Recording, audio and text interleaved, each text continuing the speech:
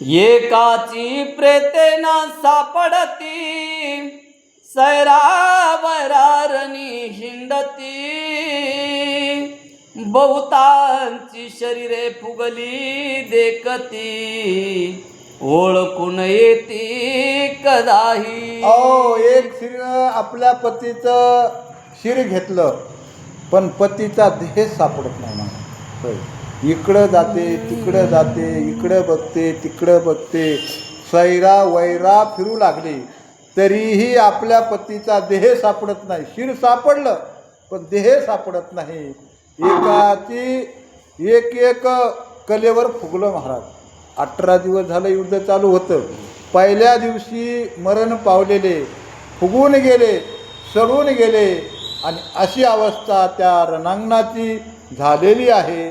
दुर्योधनाचे प्रेत धरून गांधारी करीत असे रुदन असो अकांत वर्तला दारुण तो कवनासीन वर्णवे.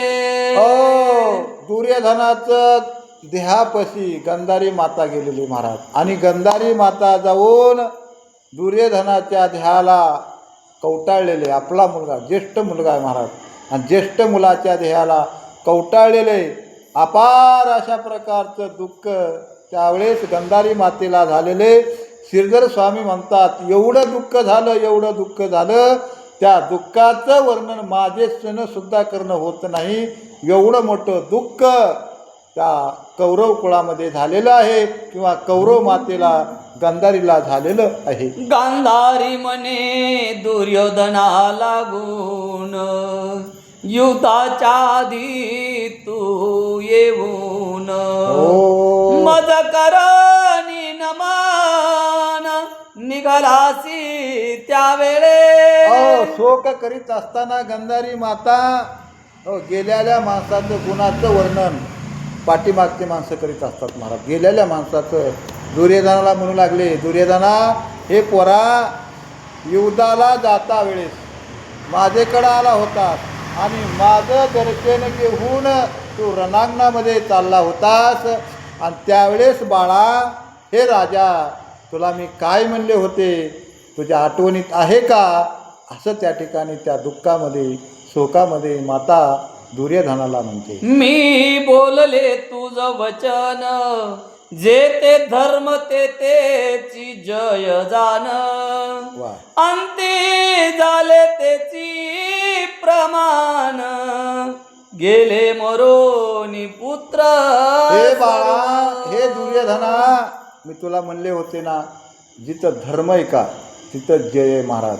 धर्मानं तुम्ही वागा. धर्मानं वागत असताना नीतीनं वागत असताना तुम्हाला त्रास होईल बरं का. तुम्हाला नीतीनं वागत असताना धर्मानं वागत असताना त्रास होईल पण एक ना एक दिवस तुमचा जय झाल्याशिवाय राहणार नाही. आणि अधर्मानं जर वागलात ना तर एक ना एक दिवस तुम्ही मेल्याशिवाय राहणार नाहीत. कुंती माता गंधारी माता म्हणू लागली, धर्मा दुर्योधना तुला मी सांगितलं होतं जिथं धर्म आहे तिथं जय. धर्म हा धर्मानं वागला, धर्मराजा हा धर्मानं वागला आणि त्याचा जय झाला आणि तुझा पराजय झाला. तू धर्मानं वागला नाही म्हणून तुझ्यापाशी धर्म राहिला नाही, म्हणून तुला मरावं लागलं. आणि तो धर्मानं वागला म्हणून तो जिवंत राहिला. आणि मी जसं म्हणले आणि त्याच पद्धतीनं झालं आणि माझे सगळे बाळ मेले. का मेले? अधर्मानं वागले. हो, सगळेच बाळ हिचे मुलं अधर्मानं वागले म्हणून मरावं लागलं. आणि पांडवांनी धर्म सोडाच नाही म्हणून त्यांना मरण आलं नाही आहे. बघा, सत्याला न्याय एक वेळेस शेवटला भेटतो, त्याला त्रास होतो पण निश्चित न्याय भेटतो. आणि त्या न्यायाप्रमाणे गंधारी माता दुर्योधनाला म्हणू लागलेली आहे. गांधारीच्या बहुत सुना कित्येक रडती हंस गमना गजगमना मृग नयना चंद्रवदना असती पै. गांधारीच्या बहुत सुना कित्येक रडती हंस गमना. हंस जसा चालतो का असं चालण्याची पद्धत स्त्रीमध्ये असते. हंस बघितला ना बापू कसा चालतो, आणि त्या पद्धतीनं काही स्त्रिया चालतात. काही हां हां हंसाच्या चालीवर काही चालणाऱ्या स्त्रियात, हत्ती कसा चालतो, हत्ती जसा चालतो अशा पद्धतीनं काही स्त्रिया चालतात. भाग्यवान असतात महाराज. हंसाच्या गमनानं, हंसाच्या चालीनं चालणाऱ्या स्त्रिया असतात ना, त्या भाग्यवान असतात. किंवा हत्तीच्या गमन, हत्ती जसा चालतो आणि त्या न्यायाप्रमाणे चालणाऱ्या स्त्रिया हे भाग्यवान असतात. चंद्रानना, जिचं मुख चंद्रासारखं आहे महाराज, जिचं चंद्रासारखा चेहरा आहे, चंद्राला तरी कलंक आहे, पण अशा निष्कलंक कौरव पत्न्या आणि त्या आपल्या पतीला शोधतायत, आणि त्या पत्न्याचं दुःखाचं वर्णन करून श्रीधर स्वामी सांगतात. एक मीनाक्षी मृगक्षावाक्षी, एक कामाक्षी एक पद्माक्षी, एक हरिमध्या नेत्र कटाक्षी, वेदोनी मा पाडिती पती ते, वेदोनी पाडिती पती ते. एक मीनाक्षी, मीनाक्षी म्हणजे जसे मासेचे डोळेच का महाराज, मासेचे डोळे लय सुंदर असतात बरं का. मासेचे त्याचं दुर्दैव आहे महाराज, त्याला धरून मारून खातात लोक. पण मासेचे जर डोळे बघितले ना एवढे सुंदर असतात, एवढे सुंदर. मीनाक्षी म्हणजे माशाच्या डोळ्यासारखे. हो, काही हरणाच्या डोळ्यासारख्यात महाराज. हरणाचे डोळे जसे सुंदर आणि शोभायमान असतात, हरणाचे डोळे. एक कामाक्षी, एकीमध्ये सारखा कामच आहे. आणि नयन कटाक्षेनं जर आपल्या पतीकडे जर बघितलं, नयन कटाक्षाचा जर बाण मारला तर त्या बाणानंच पती पडतो. म्हणजे एवढी ताकद डोळ्यामध्ये महाराज स्त्रीच्या. स्त्रीने जर पुरुषाकडे जर बघितलं तर कामानं व्याकुळ तो पुरुष होतो. एवढं सामर्थ्य स्त्रीच्या डोळ्यामध्ये आहे, किंवा दिसायला तशा सुंदर आहेत. आणि त्यांच्यावर ही दुःखाची पाळी प्रत्येकीचा पती परण पावलेला महाराज. आणि प्रत्येकजण आपल्या पतीला शोधू लागलेली आहे.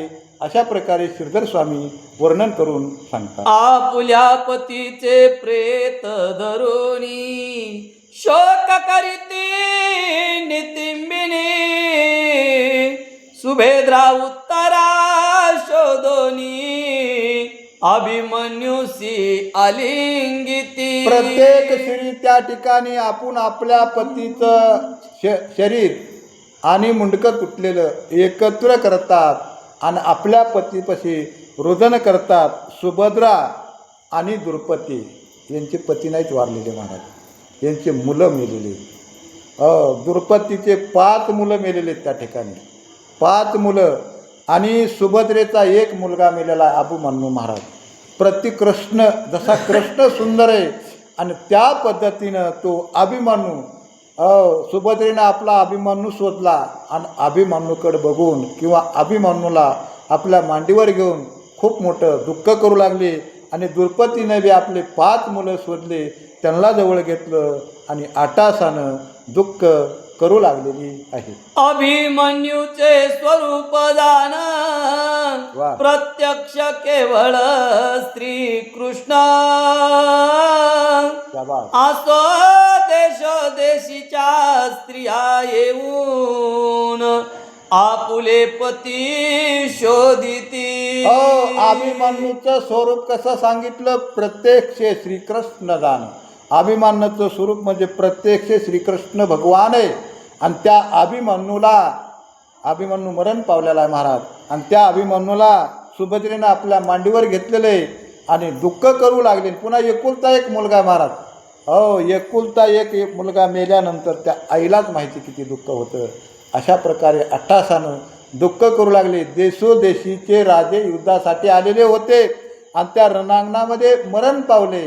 आणि त्या राण्याला माहीत झालं, देशोदेशीच्या राण्याला, आणि त्याही आल्या आपल्या पतीला शोधू लागल्या किंवा शोधलेले आणि पतीपशी जाऊन दुःख शोक करतात. अभिमन्यू लागी गांधारी, बहुत शोक करी त्या अवसरी, हे बाळा नरवीर केशरी, कोमलांगा कमल नेत्रा. गांधारी माता अभिमन्यूसाठी खूप मोठा असताना शोक करू लागलेल्या आहेत. म्हणू लागल्यात, हे कोमल गात्रा, हे राजीव नेत्रा, हे अभिमन्यू किती सुंदर होतास रे, किती देखणा होतास, सुरामध्ये वीरामध्ये सिंहासारखा सूर होतास, सिंहासारखा वीर होतास, आणि आज तू आमच्यामधून गेलेला आहेस. म्हणून करता गांधारी माता त्या कोमल अभिमन्यूकडे बघून दुःख करू लागलेले आहे. हे महाराज गुरुद्रोण, हे धीर उदार वीर कर्ण स्त्रिया सर्व मिळून रणांगणी आरडती. अहो तिथंच असणारे द्रोणाचार्य गुरु पडलेले, त्या ठिकाणीच भीष्माचार्य पडलेले, आणि तिथंच असणारा कर्णही फार पुरुषार्थी महाराज, उदार कर्ण, शक्तिशाली कर्ण, तोही तिथं रणांगणामध्ये पडलेला आहे. आणि कर्णाला अनेक पत्न्या होत्या महाराज, कर्णाला अनेक पत्न्या होत्या, आणि त्या कर्णाच्या पत्न्या त्या कर्णापाशी आलेल्या आहेत आणि दुःख करू लागल्यात. आपल्या पतीचे गुण आठवून त्या ठिकाणी रडू लागलेल्या आहेत. हा शकुनी वीर पडला देते, हा दुशिला पती जयद्रथ, बहुती रक्षिला परी मृत्यू, न सोडीच तया ते. शकुनी मामा त्या ठिकाणी मरण पावलेला महाराज. ज्या शकुनीमुळे हे महाभारताचे युद्ध झाले. कोणामुळे झालेले? शकुनीमुळे हे महाभारताचे युद्ध झालेले. शकुनी सुद्धा तिथं मृत्युमुखी पडलेला आहे. दुशिलेचा पती असताना जयद्रथ, दुशिला म्हणजे कौरवाची बहीण आहे महाराज, बरं का. कौरवाची बहीण ही दुशिला, आणि ती जयद्रथाला दिलेली आहे. आपला मेहुणा मरू नये म्हणून कौरवानं लय संरक्षण केलं महाराज जयद्रथाचं. पण घडणे आहे साच्या, बुद्धी सुचे तनुसार. जसं घडणार होतं त्या पद्धतीनं घडून गेलं, मरण पावला. आणि त्या जयद्रथाचं त्या ठिकाणी कलेवर पडलेलं आहे, शकुनीचं पडलेलं आहे. अशा प्रकारे